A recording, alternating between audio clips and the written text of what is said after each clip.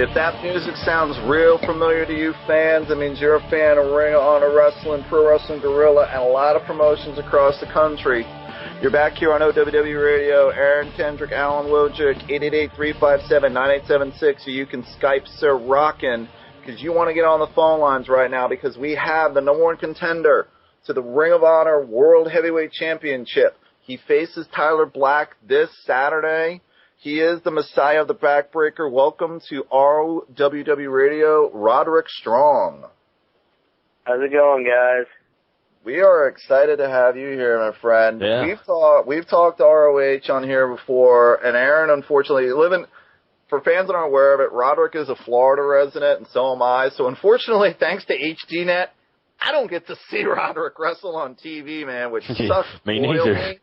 But I'm a fan of Roderick's because the first night I ever covered a promotion called IPW Hardcore Wrestling, Roderick and his brother Cedric gave me an image that I'm never going to forget. And he's not going to remember it because him and Cedric basically got annihilated. They lost the IPW tag team titles and the NWA Florida tag team, or one of those belts, lost it in a cage match to Scoot Andrews and Mike Sullivan. Just tell fans real quick, for those of them that aren't aware of them, how you got into wrestling. Because I know you are a Florida kid. How did wrestling first come into your life?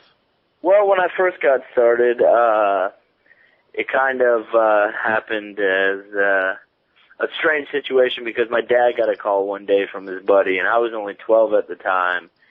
And he was like, "Hey, you want to be a wrestler?" My dad being, having a heavy athletic background, but almost being 40 was down for anything, kind of something as a hobby to do during the weekends, train during the week, and then when he eventually earned his stripes, something to do during the weekends, just stay in top physical shape and to stay as busy as possible.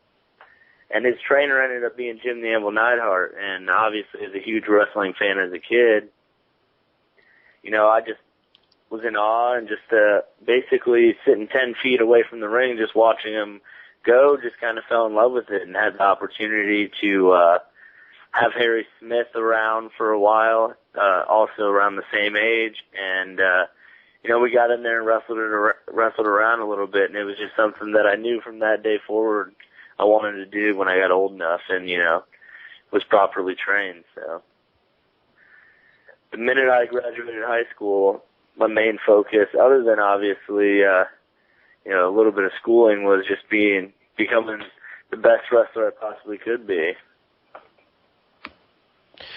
All right. How exactly did you get into Ring of Honor? I mean, did you want to start off with a independent promotion, or was you planning on going big time sooner, or how did that come about with Ring of Honor? Well, actually, what's funny was I was sitting in the living room watching a TNA pay-per-view. I believe it was a TNA pay-per-view. Or was it an old tape or something, talking to Eric Stevens. I explained to him that, this is the place where I wanted to go. If I didn't, you got to set goals for yourself. You never can succeed unless you have goals for yourself. And just seeing how innovative Ring of Honor was and, all the talent that was there. I kind of, everyone's dream is to go to the WWE, but I sort of got attached to Ring of Honor more than I did the WWE. Like being a wrestler was more my style, something I felt like I could, go there, learn, up my game, and then eventually one day make the transition to another company, or hopefully build Ring of Honor to the point where they were big enough that that's where I could stay for my whole career. You mentioned Eric Stevens. You trained Eric here in Florida at the old IPW Hardcore Arena, which anybody that ever thinks the ECW Arena was a sweat box, you needed to go to the IPW Hardcore building because it had nothing on it. Take this in 2 points. First off, Eric Stevens, from when he trained to what he is now in ROH and FIP, and thoughts on facing him this Friday in Manassas, Virginia. I'm very actually excited about it. I mean, it's something that we haven't wrestled in, I think, almost 2 years. So, I mean, he's grown. I mean, he's obviously training very hard to get in the best possible shape he can be. And I've been training, you know, getting ready for May 8th, and obviously this is just another obstacle before May 8th, another test. And I know when me and Eric get in there, we both step up our game and step up the intensity and just pretty much fight and see who survives. So I'm excited for it, and I'm excited to see if Eric can hang. I know he's been getting his ass whooped quite a bit by Necro Butcher, so I'm excited to see if he still has what it takes. All right, the number is 888-357-9876. It's option 1 tonight. And, Roderick, a minute ago, you brought up 10. A few years ago, you had a pretty short stint in TNA. And if I'm not mistaken, I think you had a couple of your Ring of Honor buddies with you. Which if was you weird. Yeah. Weird. If you could just go into how that came about for a few minutes. And why it didn't work out?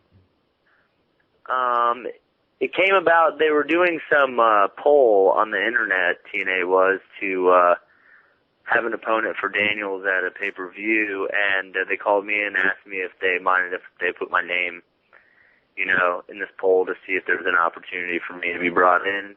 And obviously Austin Aries won it. But the following pay-per-view, I believe... I forgot who it was. Mexican Star. He had trouble. Shocker? Yes. Or was it Hector Garza? It was one of those two guys, because I remember what you're about to talk about. I didn't want to jump in on it because I was covering TNA at the time, and I'm a fan of Roderick, besides him being a friend for many years. And when he first came in, it was like, hey, cool, another Florida guy. They might actually use him. So go ahead and tell your story. I'm sorry to have cut you off. No, but they just they gave me a call earlier in the week, and they said, you know, he may not be able to make it, and if he doesn't, we'd like you there and put you in a spot against Aries on the pay-per-view. And obviously, I wanted to jump on that opportunity, and when I did. The next 2 days later, actually, Terry Taylor gave me a call and said they wanted to offer me a contract, and I signed like 2 days later. And I was there for 6 months, but I don't know. I think it was just more. It didn't work out based off the fact of opportunities. I mean, we were getting a chance to be on TV quite a bit, but to me, I wasn't growing enough as a wrestler and as a character, I guess. And that was something I wanted, and I felt, you know, an incident happened where I felt, you know, obviously TNA did what they thought was right, and I did what I thought was right, and it was something we definitely didn't see eye to eye with. And when the time came to give the full commitment to them, they asked me if I would be fully committed to them, and I said yes, but I didn't want to re-sign another contract. I wanted to finish out what I had and just see where I was going to go from there. And, you know, things just didn't work out. And I appreciate the time I had there. I mean, I learned a lot. And, you know, I just thank Dixie and I thank Jeff and, you know, Scott D'Amore was at the time, Terry Taylor, all those people just for giving me the opportunity to be on TV for that 6 months and wrestle the guys that I did, and just an opportunity to show the world that, you know, everything I've worked for, you know, I can do. You know, I get a little payback for it. So it was a great chance to grow as a wrestler, and also an opportunity to, you know, move on. And, you know, I learned from my experiences there, and it's helped me grow as a wrestler to this day.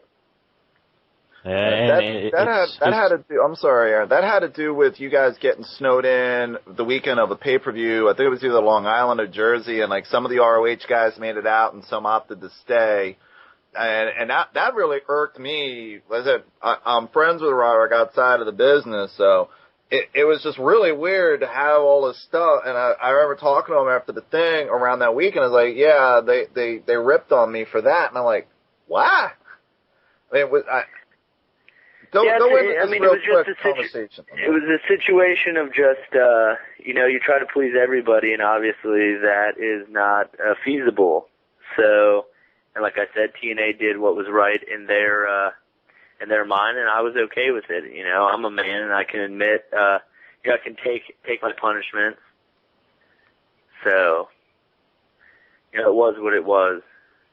He is Roderick Strong, the current number one contender to the ROH World title, being defended at Supercard of Honor in New York City this weekend.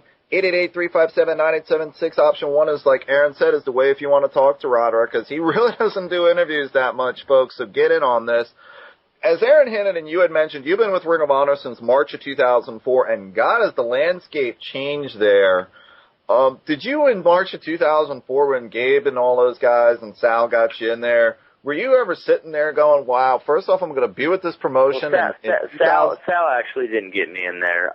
Okay, well, I mean, Sal was helping with the DVDs and whatnot. That's why I mentioned his name. I didn't know Sal in 2004. Oh, you didn't? Okay, I'm sorry. I didn't know Sal until FIP restarted again with Gabe. And I had already been in Ring of Honor. Just a small correction. You're fine. That's totally cool, dude. I mean, did you honestly sit there in 04 and go, yeah, I'm going to be a part of this company in 2010, and they're going to do pay-per-views and internet pay-per-views and have TV? I mean, obviously, there's no way you could ever have predicted this, but did you ever think you'd be sitting here in 2010 still as a member of the ROH roster? I didn't know, actually. I mean, to me, I didn't know where I'd be in 2010, actually, to just think about it, but I mean, I'm happy to still be a part of the Ring of Honor roster, and just having a small time frame where I was a part of another roster. We're going to take a quick break, and we'll come back with more OWW Radio. 888-357-9876, option 1. We'll be back with Roderick Strong after this break. OWW Radio.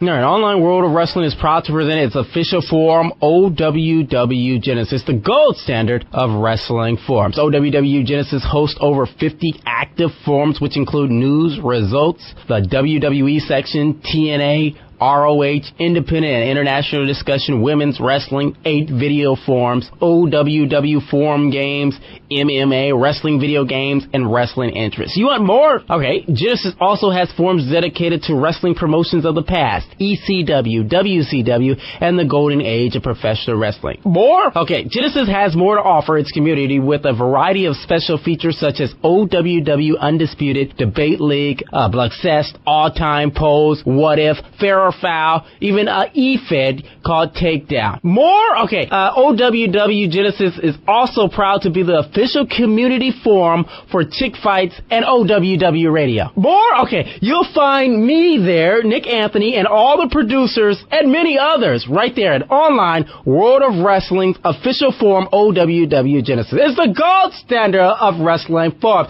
It's a gold standard! Okay, that one hurt it. That one hurt it.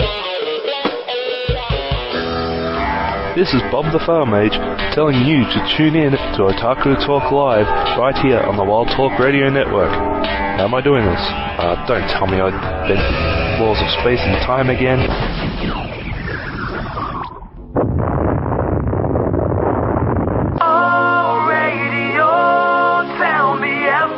God damn casting magic missile. I like to sing with the radio. I like to play it real loud.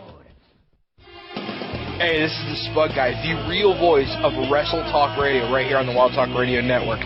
Listen every Sunday at 10 p.m. Eastern as we get an in-depth with the world of wrestling. And as always, you can find me there, the real voice of Wrestle Talk Radio right here on the Wild Talk Radio Network.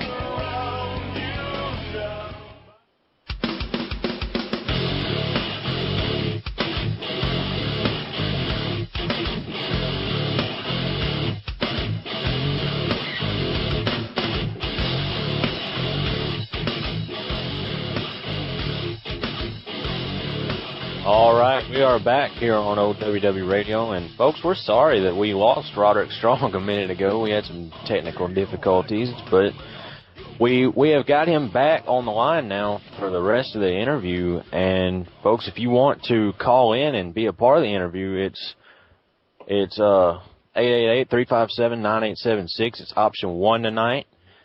Yeah, there he is. We're all here. All right. All right, right before the break, I was about to ask you about your moveset, which is basically just backbreaker after backbreaker after backbreaker.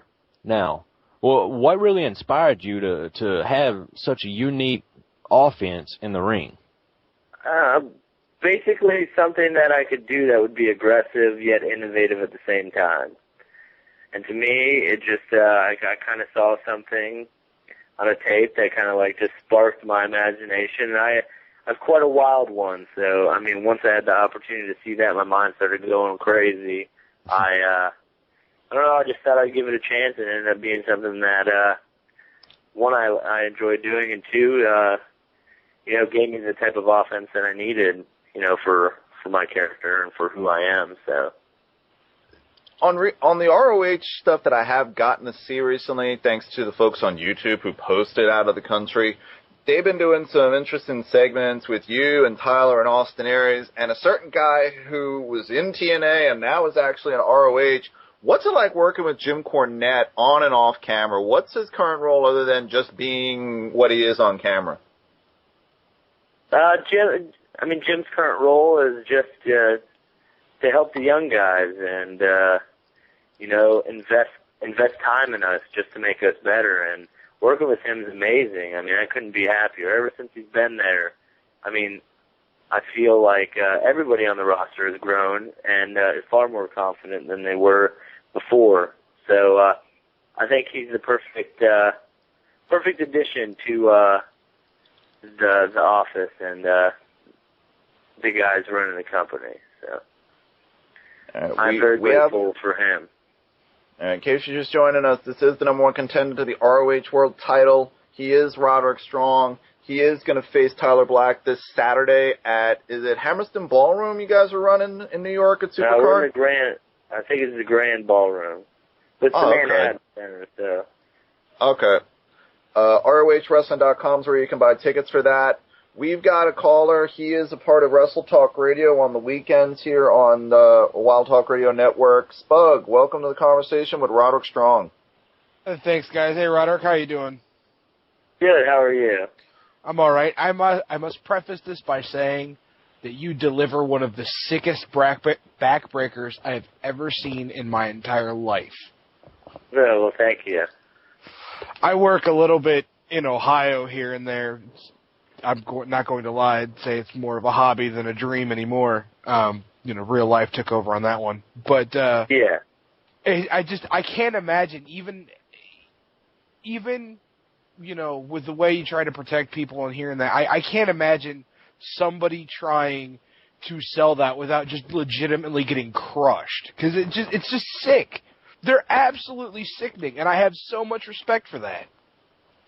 Well, I appreciate that, and I obviously do my best to,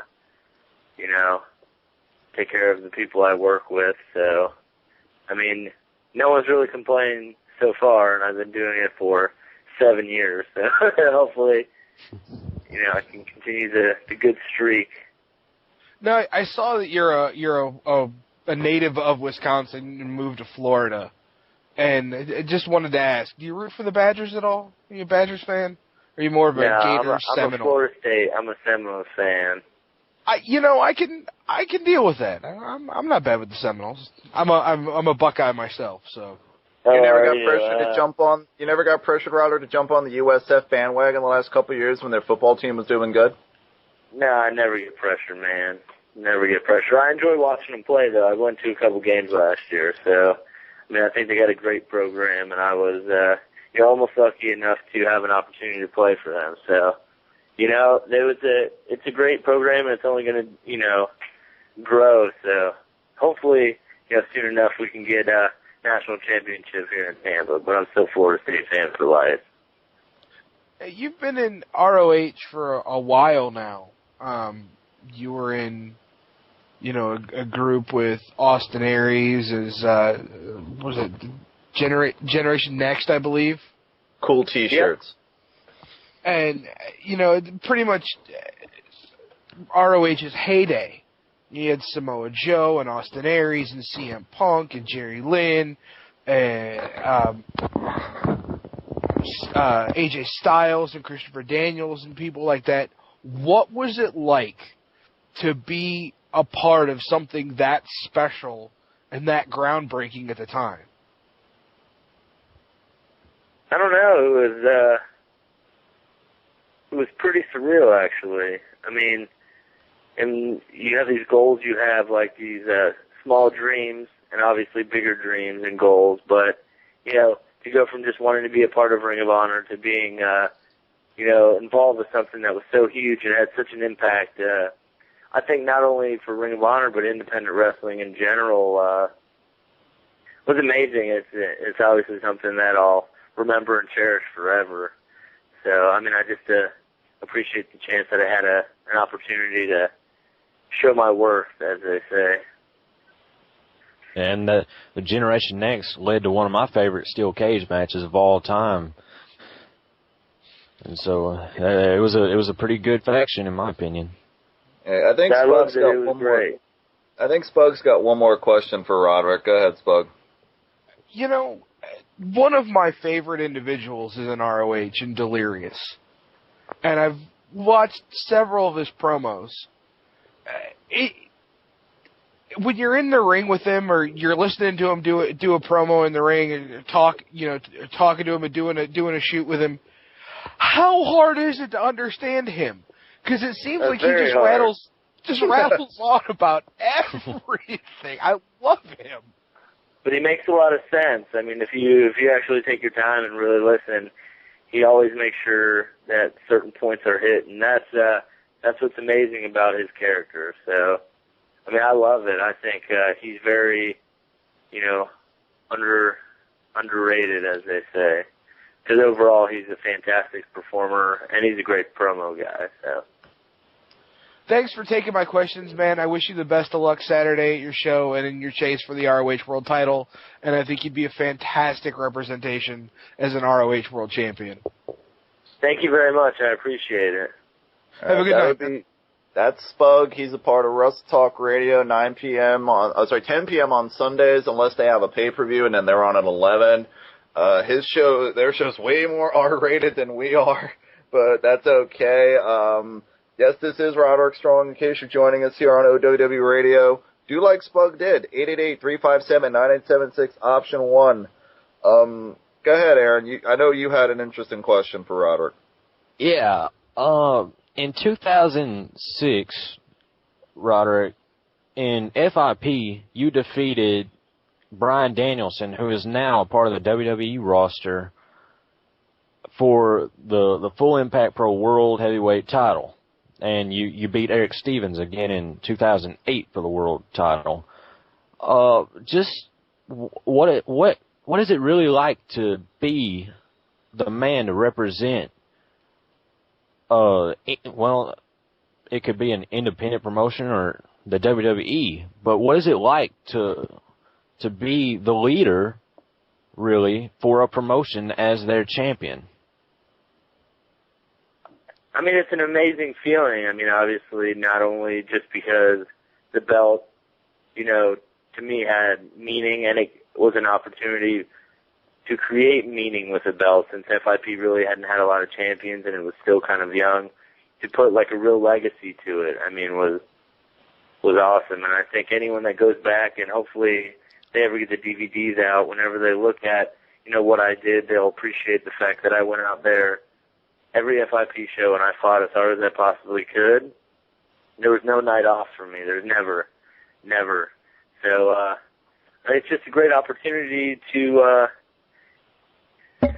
how do I really put it? I don't know. It's like winning the Super Bowl. It's like becoming a national champion. I mean, it's like everything you work for, and just the fact that you know, I would say they believe in you enough to represent, you know, the company, and you can kind of run with it any way that you want. And it was a great opportunity, and I was happy with the fact that I had a chance to be a two-time champion. So.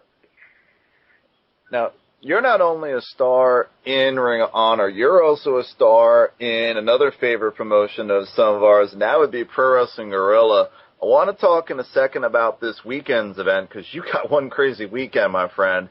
But on a PWG I have a crazy show, week. Alan. I'm in Ring of Honor Friday, Saturday, PWG Sunday, then Nitro, West Virginia, defending my IWA East Coast Heavyweight Championship against Chris Hero. So yeah, that's quite a week ahead of me. Yeah, that leads to a question. At a Pro Wrestling Guerrilla show, and you have wrestled Hero before, I got to see you and Justice in the finals of the 2004 Peterson Cup, which was supposed to go a lot different than it did, but we're not going to break kayfabe. At a Pro Wrestling Guerrilla show, you got back in the ring with Chris Hero and had an interesting opponent in the third part of the match. What would it like to be told, okay, so Roderick, Chris, by the way, see that guy over there smoking a joint? Yeah, that's Rob Van Dam. He's your third opponent. Go ahead, have fun. I mean, obviously, it was kind of crazy with the fact that I knew I was wrestling Rob, and just being a fan of some of his matches, like over the years, it was an honor. It was fun. I mean, he's a hell of an athlete, and that guy he's everything that you see on TV. So I mean, it was definitely cool, and it was one of those once in a lifetime things that. It was basically his last independent appearance, and I had a chance to be a part of it, so it was awesome. Now, as you mentioned, you got a busy-ass weekend, and it sort of gets interesting because, let me see if I can get this name right. They listed as the DDT4, the Dynamite Divum Right Tag Title Tourney, is this weekend in California.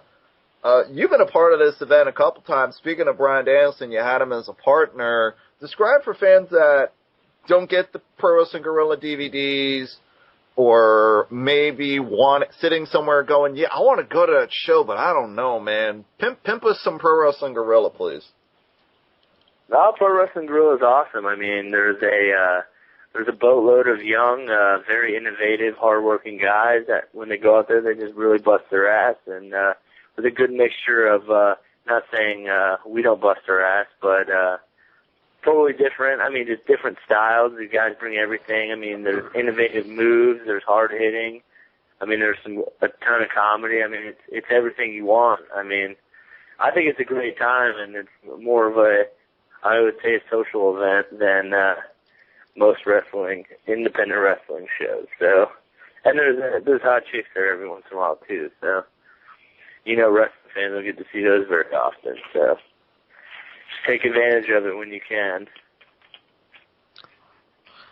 Now, Roderick, this is kind of a different question, but you've really, we just covered a bunch of the promotions that you've been in. You've been all over the world, and you've wrestled wrestlers from all over the world.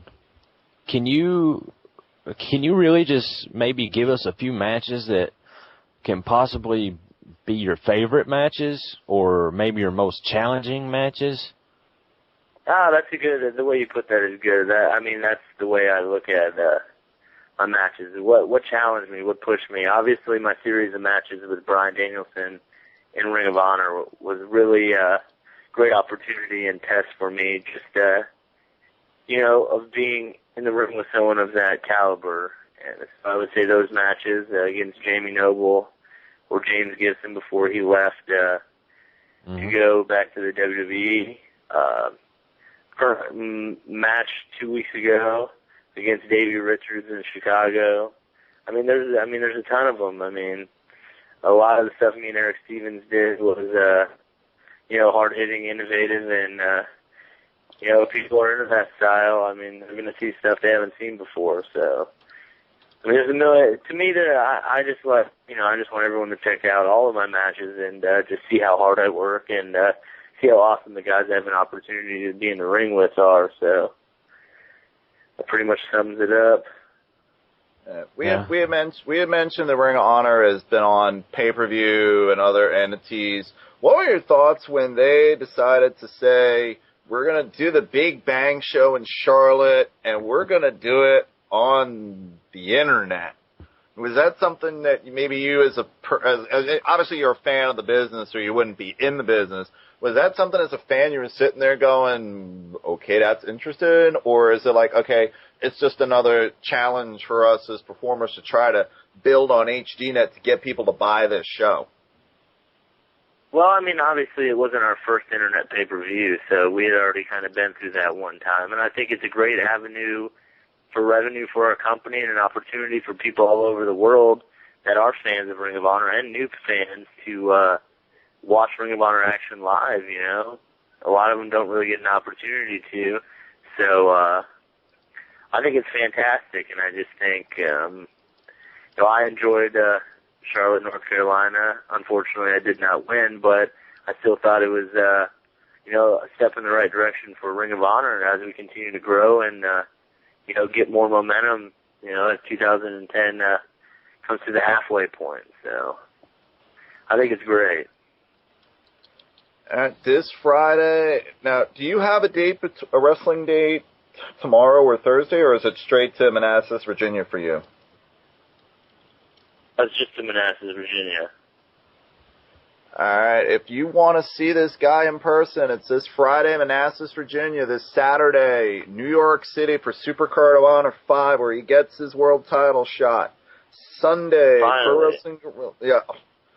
You and me and Aaron are all sitting in the same way going, Aaron and I took off the air going like, Roderick's getting a shot, right? Yeah, right. Okay, yeah. This week? No. This week? No. Yeah. He got his shot, folks, so be happy with it. This Sunday, Pro Wrestling Guerrilla. Their site's ProWrestlingGuerrilla.com, ROH.com, ROHWrestling.com is where you can buy tickets. We want to thank Roderick Strong for being our guest and wish him the best of luck this weekend. After this break, we'll be back with some more OWW Radio. Stay with us. OWW Radio.